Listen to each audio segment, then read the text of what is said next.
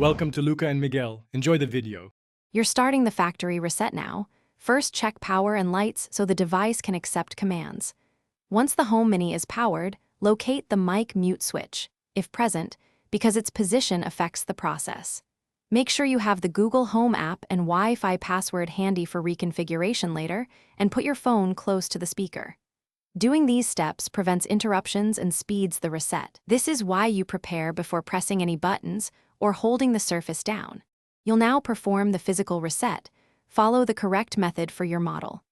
For first generation Mini, press and hold the center of the base for about 15 seconds until you hear a confirmation. This clears settings.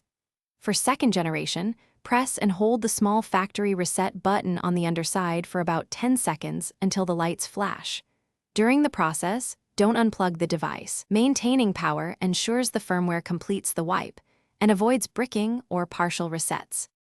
Once you hear the chime and see flashing lights, open the Google Home app and follow prompts to add the device. You'll re-enter Wi-Fi and account info so the Mini works again.